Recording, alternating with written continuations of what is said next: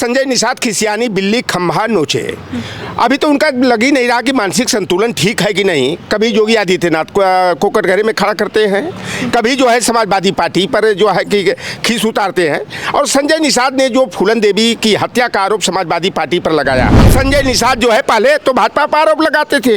2018 में बेटा जब सपा से सांसद हो गया गोरखपुर से, तब समाजवादी पार्टी ठीक थी। आज समाजवादी पार्टी दर्जनों निषादों की हत्यारी संजय के द्वारा बताया जा रहा। जमुना निषाद, अखिलेश निषाद और फूलन देवी की हत्या का आरोप लगा रहे हैं। संजय निषाद ऐसा लुच्चा व्यक्ति नहीं मिलेगा, कोई ऐसा सगा नहीं संजय ने जिसको ठगा नहीं। महात्मा निषाद ने साफ साफ मरने से पहले व्यक्ति जो कहता है, जो लिखता है, वो सच लिखता है।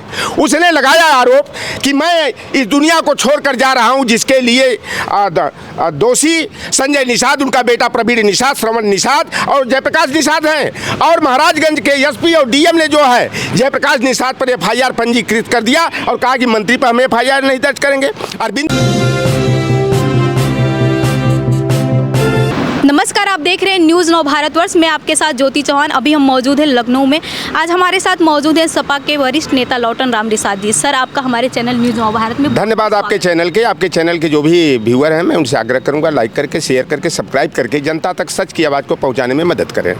सर, संजय निषाद ने आरोप लगाया था समाजवादी पार्टी पे कि फूलन देवी के हत्यारे समाजवादी पार्टी के लोग हैं। इस पे आप क्या कहेंगे? देखिए, संजय निषाद खिसियानी बिल्ली खम्भा नोचे।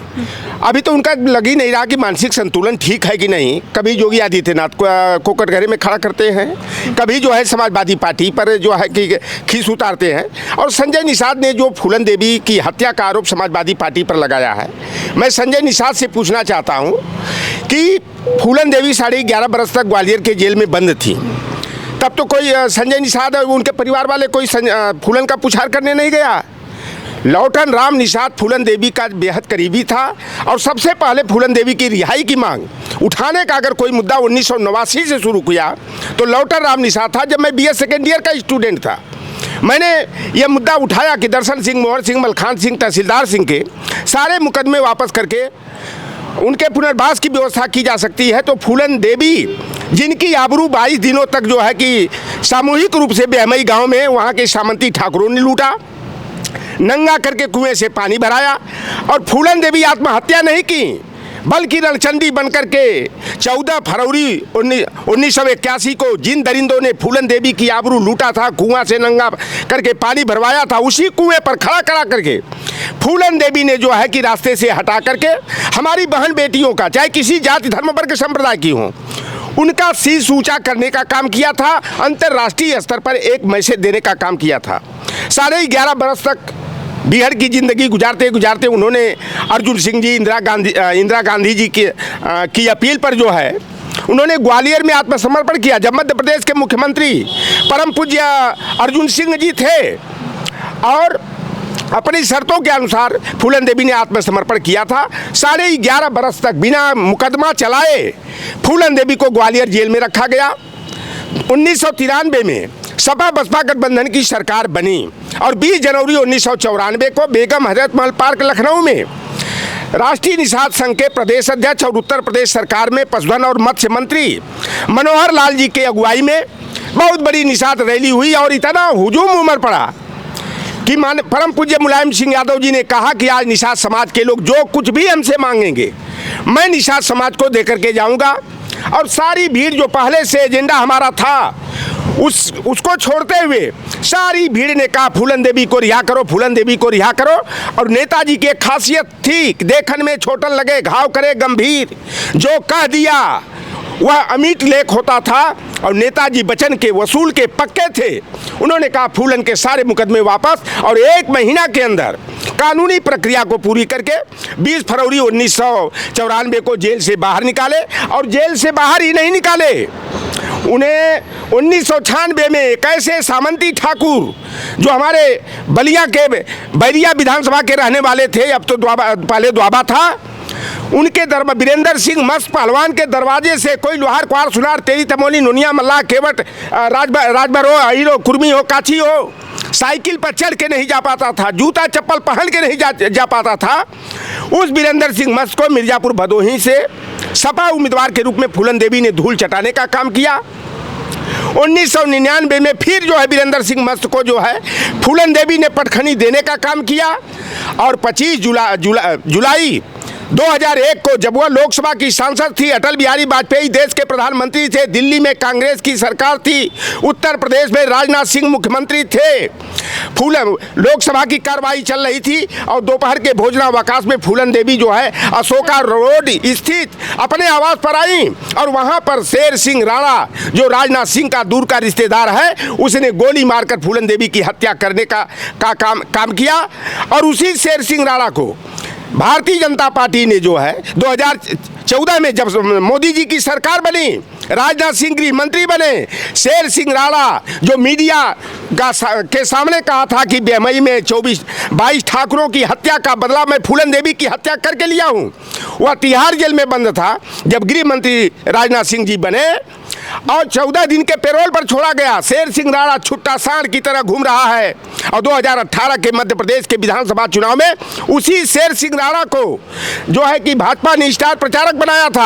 आज संजय निषाद जो है, पहले तो भाजपा पर आरोप लगाते थे, 2018 में बेटा जब सपा से सांसद हो गया गोरखपुर से, तब समाजवादी पार्टी ठीक थी। आज समाजवादी पार्टी दर्जनों निषादों की हत्यारी संजय के द्वारा बताया जा रहा, जमुना निषाद, अखिलेश निषाद और फूलन देवी की हत्या का आरोप लगा रहे हैं। संजय निषाद ऐसा लुच्चा व्यक्ति नहीं मिलेगा, कोई ऐसा सगा नहीं संजय ने जिसको ठगा नहीं, जिसने इसका साथ दिया उसको रास्ते से हटाने का काम किया, उसको खत्म करने बर्बाद करने का काम किया। और ओम प्रकाश राजभर और संजय निषाद का चाल। सर मेरा एक और क्वेश्चन है, संजय निषाद के कार्यकर्ता धर्मात्मा निषाद ने आत्महत्या का आरोप संजय निषाद पे लगाया, इस पे आप क्या बोलना चाहेंगे? देखिए, धर्मात्मा निषाद ने साफ साफ मरने से पहले व्यक्ति जो कहता है, जो लिखता है, वो सच लिखता है।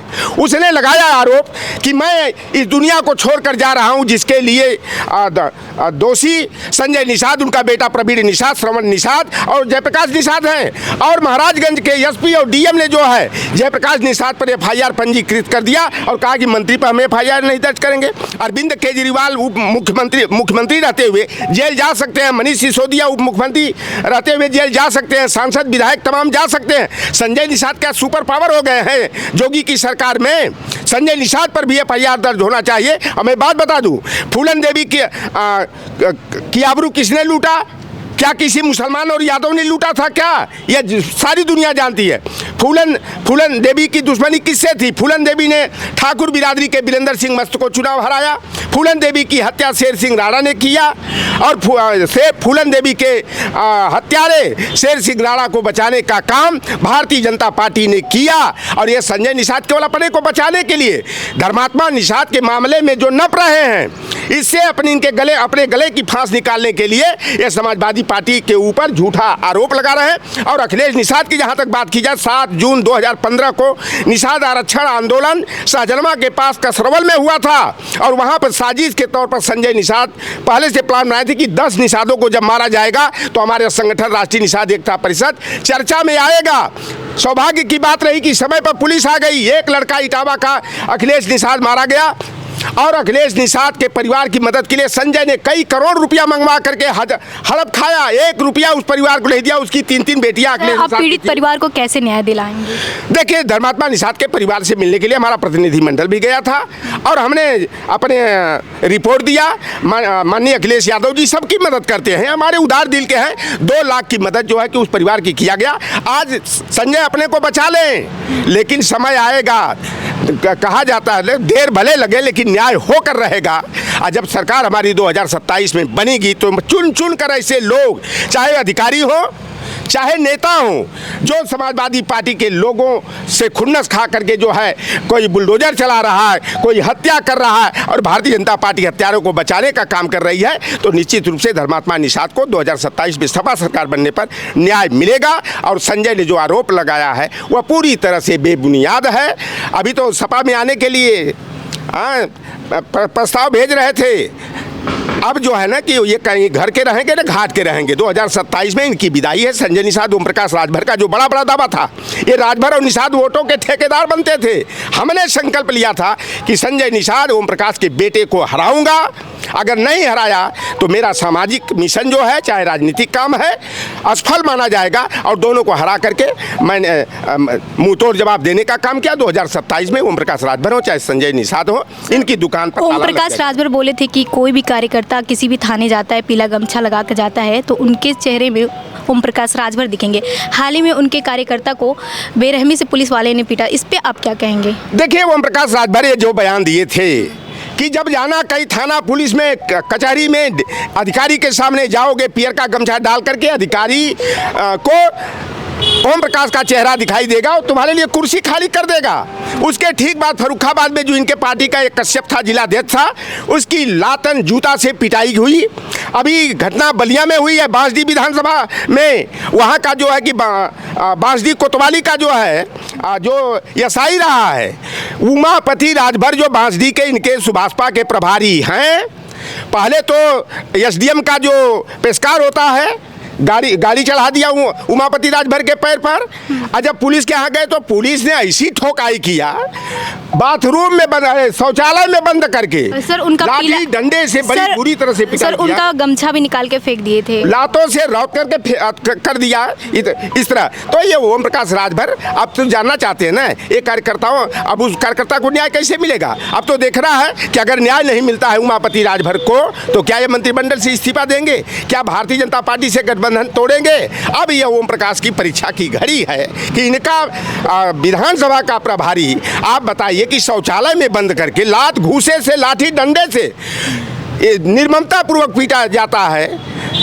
यह है भारतीय जनता पार्टी का चाल और चरित्र। और ओबीसी एससी के लोग जो हिंदू बनने के चक्कर में आज ओबीसी एससी की हकमारी हो रही है, दूसरे तरफ लतवाही, कुटवाही, पिटवाही, जुतवाही हो रही है। सर जाते जाते मेरा एक लास्ट क्वेश्चन आपसे रहेगा कि अगर समाजवादी पार्टी आपको 2027 में मौका देती है तो आप समाज के लिए क्या करेंगे? देखिए, अगर समाजवादी पार्टी, मैं तो हमारा लक्ष्य पहला है भारतीय जनता पार्टी को कैसे उत्तर प्रदेश से खदेड़ा जाए। जैसे लोकसभा चुनाव में समाजवादी पार्टी पीडीए फार्मूला के तहत भारतीय जनता पार्टी के दावे को फेल किया। हमारा लक्ष्य है कि जोगी जाएं, अखिलेश आए, ताकि हमारे पढ़े लिखे छात्र नौजवान जो नौकरी के लिए, रोजगार के लिए दर दर की ठोकर खा रहे हैं, तमाम बहन बेटियों का नौकरी नहीं मिली, हाथ नहीं पीला हो पाया, तमाम लड़कों को हरदी नहीं लग पाई। हम लोगों का लक्ष्य है कि समाजवादी पार्टी जिस तरह से 2012 से 17 में तमाम जन कल्याणकारी योजनाओं का संचालन किया, नौकरी और रोजगार देने का काम किया, तो हम लोगों का लक्ष्य 2027 में, अगर माननीय अखिलेश यादव जी हमें प्रचारक के रूप में जैसे लोकसभा में जिम्मेदारी दिए, हमें लोकसभा का चुनाव भी सुल्तानपुर से लड़ा रहे थे, लेकिन हमारा लक्ष्य था कि भारतीय हमारे केवल एमपी बनने से देश का भला नहीं होगा, समाज का भला नहीं होगा। लोकतंत्र और संविधान बचाना है तो समाजवादी पार्टी को आगे बढ़ाना है और भारतीय जनता पार्टी की खटिया खड़ी करनी है। तो 2027 में अगर माननीय अखिलेश यादव जी लौटर राम निषाद को चुनाव लड़ाएंगे, मजबूती से मैं चुनाव लड़ूंगा। अगर प्रचारक के रूप में भी हमें जिम्मेदारी देंगे तो मैं भारतीय जनता पार्टी के ढोल में पोल करने का काम करूंगा। धन्यवाद। जैसा कि आपने देखा, हमारे साथ थे लौटर राम निषाद जी, जिन्होंने तमाम मुद्दों पे बात की। ऐसे ही तमाम खबरों के लिए बने रहिए न्यूज़ 9 भारतवर्ष पर।